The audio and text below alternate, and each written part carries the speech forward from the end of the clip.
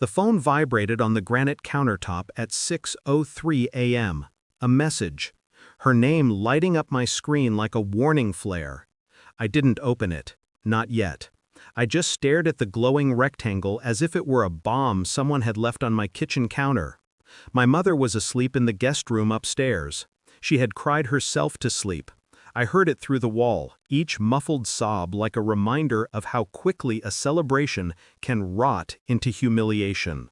40 people, 40 witnesses. One sentence from my fiancé, delivered with a bright, drunken smile. "I can't wait until we're married so I can finally kick his mother out. She's so annoying." My mother was asleep in the guest room upstairs. She had cried herself to sleep. I heard it through the wall. Each muffled sob like a reminder of how quickly a celebration can rot into humiliation. 40 people, 40 witnesses. One sentence from my fiancé, delivered with a bright, drunken smile. "I can't wait until we're married so I can finally kick his mother out. She's so annoying." My mother had been holding a bowl of fruit salad. Her hands shook. Grapes rolled across the floor like tiny green marbles. I didn't explode. I didn't yell. I simply let the words settle, let the room turn toward me, waiting for my reaction like a collective held breath. And then I said it, calmly enough that someone near the fireplace said later it made their skin crawl. "Get out." She laughed at first. Then she realized I wasn't laughing with her. The party froze. Her face twisted. But I walked her to the door, opened it, and pointed outside. No explanation, no argument, just 2 words slicing the night clean in half. Now the sun was bleeding through the blinds, and my phone buzzed again. Her second message, longer this time, desperate. My thumb hovered, not to open it, to delete it. But something in me halted, the same cold instinct that stops a surgeon's hand before a cut. There was more to uncover, something beneath her drunken cruelty, something I'd ignored for months. A feeling, a suspicion, a fracture I hadn't dared to examine closely. So I let the phone buzz again, and again. I needed answers first. The shift had started subtle, like a faint crack running beneath polished hardwood. It began 3 months earlier. A late-night phone call she took on the balcony. Too quiet, too secretive.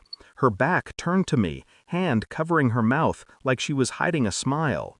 Then came the second sign, her sudden interest in solo dinners after work, always on Thursdays, always at places I wouldn't find her. Her explanations were harmless, too harmless, scripted almost. But the real blow, the one I kept buried under rationalizations, came 2 weeks before the housewarming.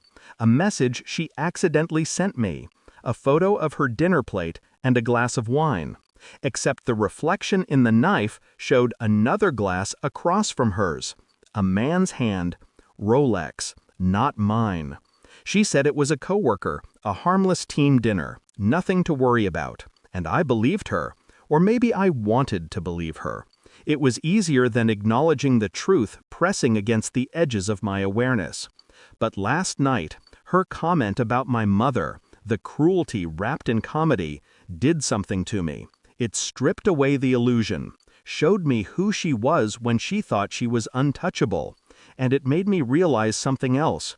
People slip when they feel invincible. They reveal what they never meant to. So I didn't read her messages. I didn't respond, because I suspected her betrayal wasn't just emotional, not anymore. At 7:12 a.m., I began searching, not for her texts, but for the truth. Her iPad was still on the dining table from the party cleanup, synced automatically with her phone. She never disabled it, never imagined she'd need to. I powered it on. No shaking hands, no hesitation, just the steady, methodical calm that comes when you already know the outcome but need the evidence to make it official. Messages, emails, photos, cloud backups. Patterns formed quickly. Thursday dinners, deleted messages recovered from the cloud. a hotel reservation for client entertainment at a place not used by her company.